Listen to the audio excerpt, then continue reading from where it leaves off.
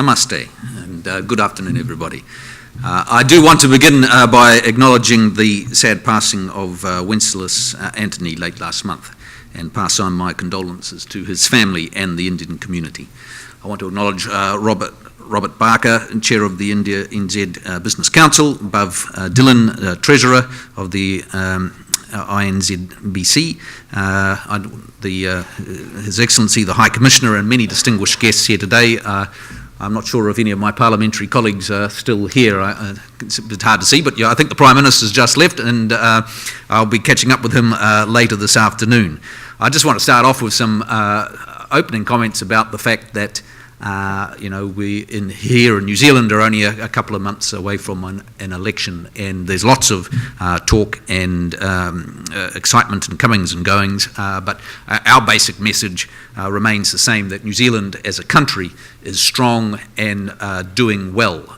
Just this week I'm responsible for employment, and we've seen our unemployment figures down to the lowest level in a decade, 4.8%. We're creating jobs in a rapid pace in New Zealand, 180,000 new jobs in the last 2 years, and there are many opportunities for this country to do well. Our economy is diversified significantly over the last few years, and one of the important elements of that, of course, is the strong international education market, which has become, by some measures, our fourth largest export earner.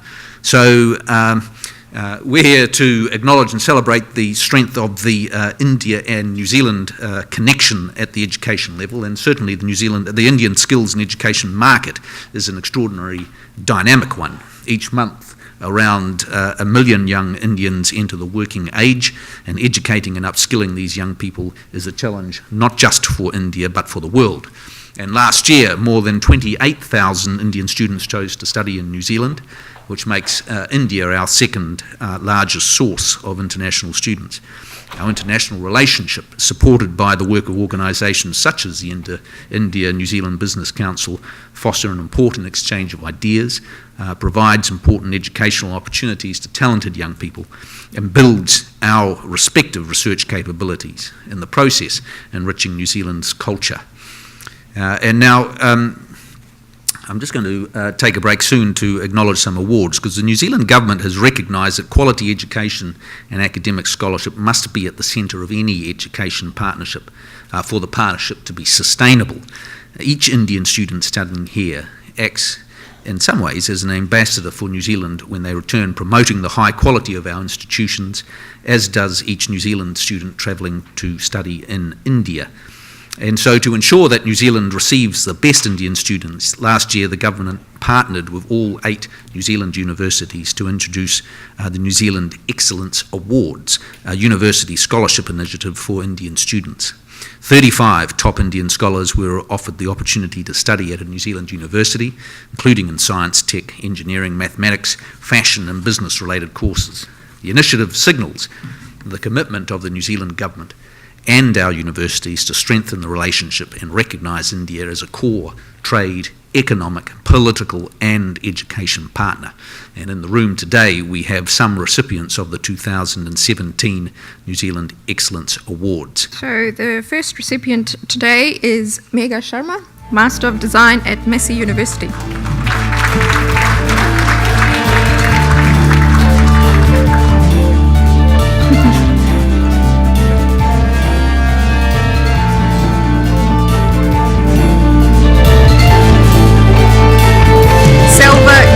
Ramaswamy, Graduate Diploma in Business Administration, University of Canterbury.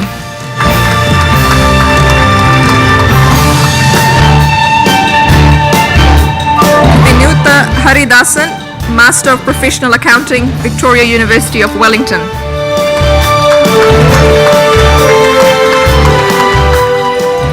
Aditya Gulab, Postgraduate Diploma in Computer Science, University of Waikato.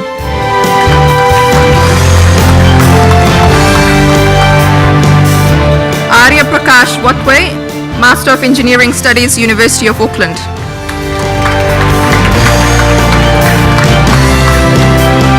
Akhilesh Vasudevan, Master of Analytics, Auckland University of Technology.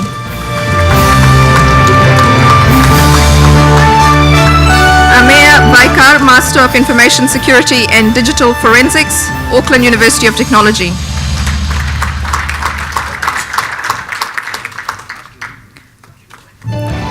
Sheetal Dutt, Master of Service-Oriented Computing, Auckland University of Technology.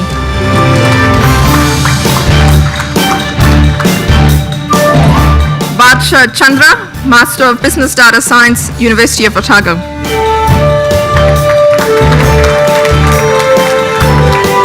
Samskar Pallavarapu, Postgraduate Diploma in Computer Science, University of Waikato.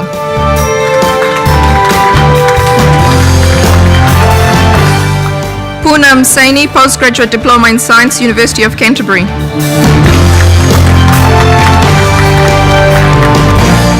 Anchal Nayak, Master of Management, Massey University. Nikhil Ilyas, Postgraduate Diploma in Engineering, Massey University.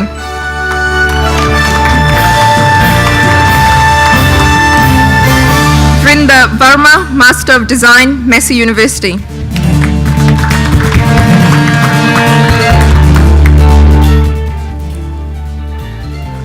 Ansur Jo Matai, Graduate Diploma in Applied Science, Lincoln University.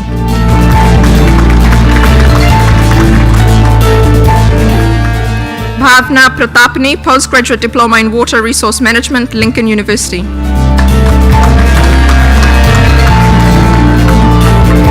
Tejas Badve, Postgraduate Diploma in Parks, Recreation and Tourism, Lincoln University.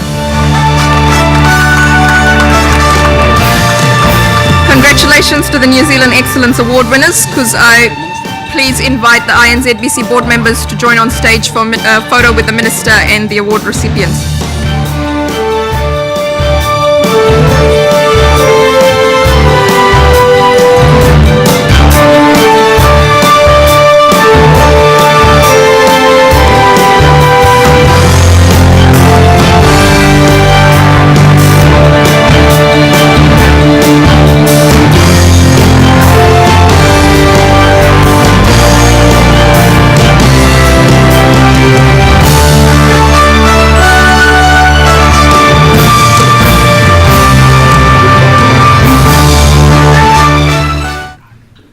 What a wonderful group of people. We should just give them another round of applause for it. It's one of the best parts of my job is to come along to ceremonies such as this to recognise the incredible efforts of not just the students but also the teachers and the many people that help them achieve their dreams. Education, as we all know, has the potential to transform people's lives and to give them the ability to make the most of their talents and to be able to provide for themselves and their families. And so it's wonderful to celebrate that. It's also my great pleasure to announce the opening of the 2018 round of the New Zealand Excellence Awards, which underlies our commitment to the university sector growing the numbers of highly qualified Indian students travelling to New Zealand. And so I want to commend the university sector for this leadership and commitment and look forward to seeing the next cohort of Excellence Awards winner travel to New Zealand in the early new year. Also here today are a number of leaders of the Indian academic institutions, and thank you for taking the time to travel all the way to New Zealand to be with us today. Our government has strengthened and grown the relationship through such initiatives as the Excellence Awards, as well as the Prime Minister's Scholarships for Asia. And since 2013, the Prime Minister's Scholarship for Asia program, funded by the New Zealand government and administrated by Education New Zealand, has enabled more than 1,100 New Zealand students to study in Asian countries. These recipients carry out a wide variety of student exchanges, undergraduate or postgraduate study, research or internships. Earlier this year, New Zealand students spent time at institutions such as Pearl Academy to study sustainable fashion and Banari Amman Institute of Technology to study Indian apparel and textiles. In the latest round of 202 successful Kiwi students is a group of 10 Auckland University students who will each complete a 6-week internship in Mumbai, a collaboration between the University of Auckland and India's Academic Internship Council. building new connections and networks, developing a deeper understanding of language and culture, and gaining an international perspective in their area of expertise are just some of the benefits of these for these students. It's good to hear that they're celebrating their awards out there. Annual funding of the Prime Minister's Scholarship for Asia increased to $3 million last year and is due to increase to $3.5 million next year, reflecting our growing education connections with the region. These student and academic-led exchanges are crucial, are building blocks in forging longer-term institutional partnerships. And so with that in mind, I'd like to welcome Ambarish Datta, Chief Executive of the Bombay Stock Exchange Institute. As Grant McPherson mentioned earlier this morning, during former Prime Minister John Key's visit to India late last year, the Bombay Stock Exchange Institute signed a memorandum of understanding with the University of Otago to collaborate on master's programs. So students from the exchange have already transferred to Otago this semester. This arrangement will, we hope, open the door for the Stock Exchange Institute to establish further arrangements with New Zealand providers and be part of a broader trend of prestigious Indian institutes selecting New Zealand institutions as preferred partners to the benefit of both countries. The increase of student mobility has not happened in a vacuum. Over the past decade, India has experienced amazing economic progress and presents an important global trade and education relationship opportunities for the future. And while we've experienced some challenges with the India market over the past year, I'm sure we'd all agree that the recent rebalancing of the market has been appropriate, as evidenced by the growth in Indian students enrolling in higher level qualifications at our universities. Indian students recognise that our universities are high quality. All 8 are rated in the top 3 globally and are world leaders in some fields. 25 subjects across our universities rank in the top 50 in the world, ahead of many other prestigious universities. Our niche courses and newer disciplines such as cybersecurity, aviation, animation and 3D effects, and fashion and design are gaining popularity and setting graduates up for careers in emerging industries with good prospects. We offer quality qualifications and hands-on vocational learning through our institutes of technology and private providers. Our education system nurtures creativity and invention, celebrates independent thinking and problem solving, and instills a culture of innovation and entrepreneurship in our students. As we look ahead at the tidal wave of technological change coming our way in the next decade, potentially disrupting our business models, primary industries and some of our jobs, science and technology will help our countries navigate successfully through even more change. And so EduTech enhances New Zealand's innovative learning experience, using new platforms and concepts to equip students around the world with the latest ideas and digital skills. And those in the New Zealand context will be following, we've had a detailed work done by our Productivity Commission looking at innovative new ways of tertiary education and trying to remove barriers to innovation within our sector. And I announced a couple of weeks ago the New Zealand government's high-level response to that.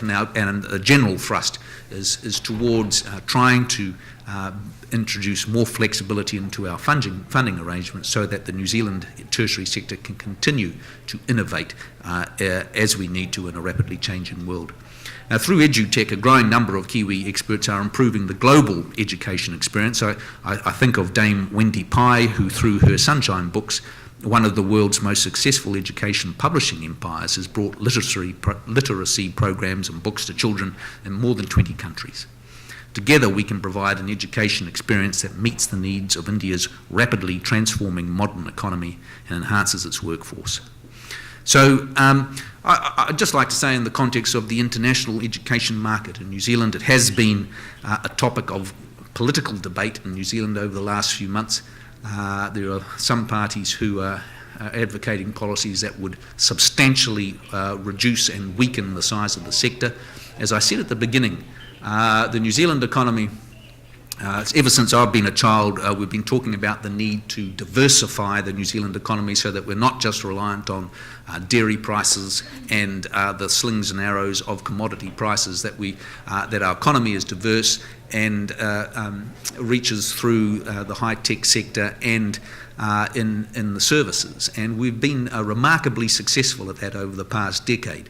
We got through a period in the last few years when dairy prices dropped substantially, and yet the New Zealand economy continued to grow, and actually exports continued to grow. And as I said at the start, an important part of that picture has been the contribution made by international education. So we as a government see it as an important industry.